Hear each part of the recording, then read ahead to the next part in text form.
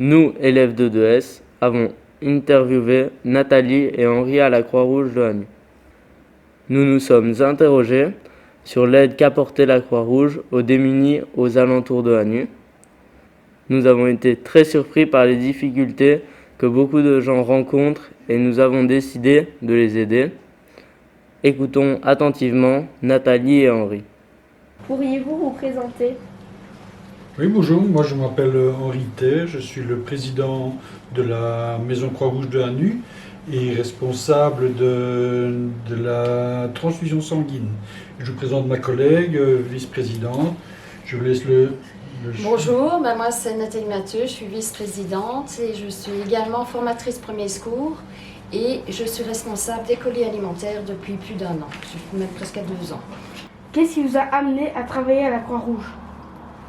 Déjà, pour moi ce n'est pas un travail, c'est un bénévolat. Donc on est tous bénévoles ici, donc on n'a pas de salaire, on n'a rien.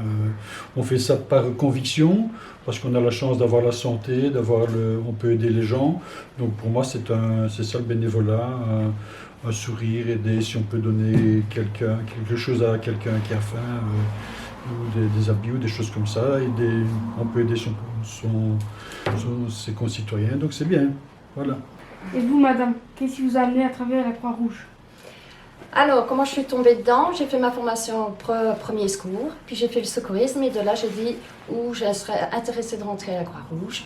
Et une fois à la Croix-Rouge, là j'ai voulu m'investir beaucoup plus loin parce que je voyais qu'apporter de l'aide aux gens était important aussi pour moi.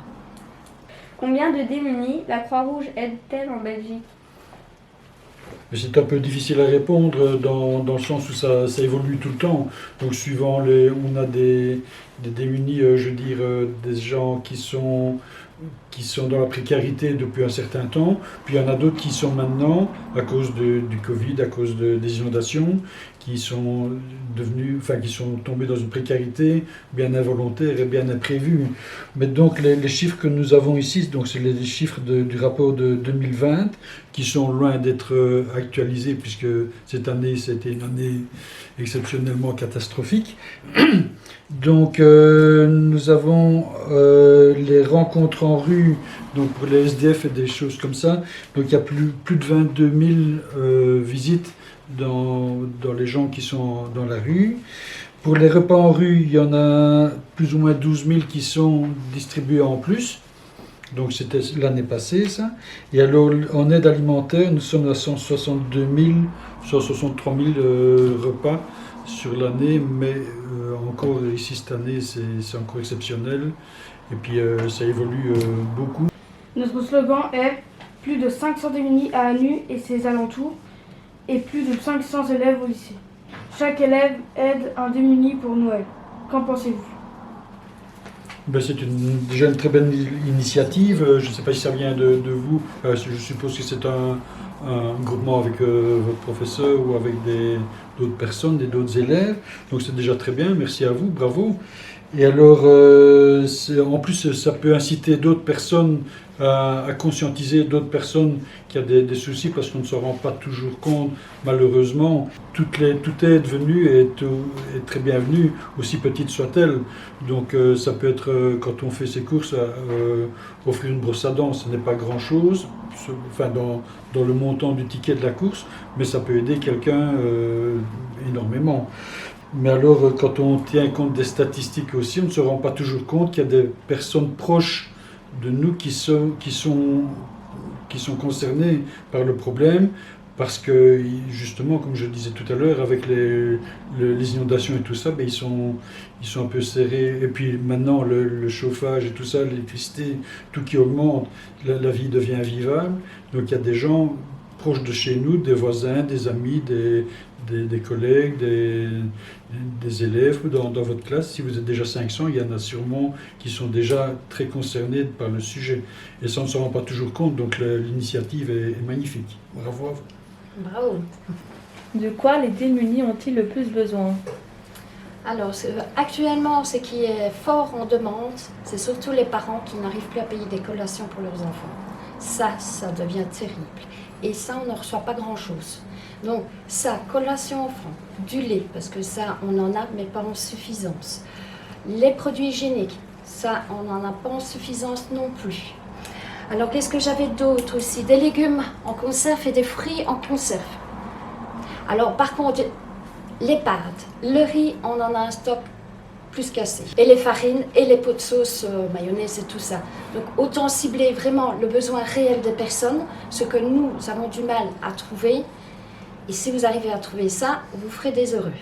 Et si je peux me permettre, on préfère des produits sains que des produits, des boissons énergisantes ou des choses Voilà. comme ça, qui coûtent très cher et qui ne sont pas spécialement bonnes pour la santé non plus. Combien de fois par semaine viennent-ils chercher les fournitures? Alors nous, c'est pas par semaine, c'est tous les 15 jours. Une fois tous les 15 jours, ils viennent chercher leurs fournitures. Nous avons 15 jours pour les préparer parce qu'on prépare à l'avance pour quand ils arrivent. Quels sont les aliments et les vêtements que vous distribuez et les quantités par semaine ou par année? Pour les vêtements, on distribue surtout en hiver évidemment, puisque là tout le monde a besoin de se chauffer, mais on a besoin de tout le temps parce que s'il y a des enfants par exemple, nous on cible beaucoup les enfants, mais s'il y a des enfants qui vont dans des camps ou des choses comme ça, ils ont besoin de vêtements d'été, ils ont besoin de vêtements pour faire du sport. Et puis un enfant qui, au mois de janvier, au mois de décembre, il n'a pas spécialement la même taille, ça peut grandir très vite. Donc il y a des demandes dans les chaussures aussi, on a beaucoup de demandes de chaussures. Oui.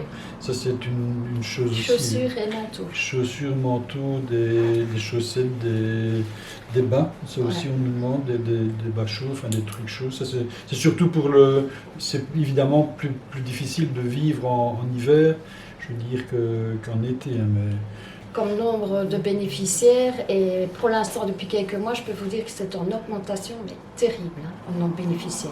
Autant pendant un an, c'était assez stable, là, ça monte en flèche. Donc voilà, puis les habitudes de consommation de certaines personnes ne sont pas les mêmes. Je veux dire, nous, par exemple, par ici, on n'a pas beaucoup de demandes. Je veux dire, un truc simple, des pois chiches, des choses comme ça. Mais ici, on n'a pas beaucoup de demandes. Si vous avez sur Liège, où il y a plus Liège, une grande ville, où il y a plus de personnes qui ont l'habitude de manger méditerranéen, là, ils en ont tout le temps. Mais par contre, dans certaines contrées, il y en a qui ne mangent pas du porc. Si on reçoit des saucisses ou du jambon, on ne peut pas leur mettre. Donc c'est toutes des choses qu'il faut prévoir.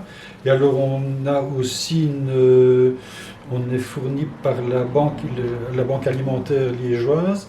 Donc là c'est beaucoup des surplus de magasins et de marchés. Donc, mais là on prend ce qu'on nous donne. Donc on ne sait jamais les quantités.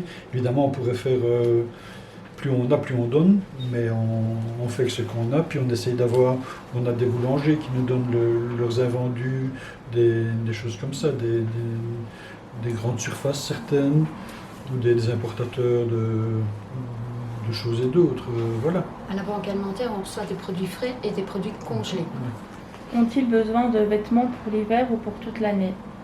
Pour toute l'année. Ils en ont besoin tout le temps. Même si ce n'est pas un besoin, c'est parfois se faire plaisir, et se faire plaisir, c'est parfois aussi un bien moral. Donc on n'a peut-être pas besoin d'une nouvelle paire de chaussures, d'une nouvelle paire de baskets, mais ou d'un pull avec un logo, mais si on l'a, on se fait plaisir pour quelques centimes, et ça peut être bien aussi. Donc ça ne passe pas que par la nourriture, mais le moral fait du bien aussi. Voilà, c'est pour ça que je rejoins ma collègue, on en a besoin tout le temps. Voulez-vous nous communiquer d'autres informations? Moi, j'en ai une petite qui me vient en tête. Par exemple, ici, pour Saint-Nicolas, tous les jeux qu'on vient nous apporter, on prépare les colis pour tous les enfants précarisés, par rapport à leur âge, par rapport si c'est une fille ou un garçon. Et on fait ça pour aussi Pâques. On fait 2 fois par an. Qui demande énormément de boulot. Les rentrées des classes qu'on a fait aussi. Et la rentrée des classes.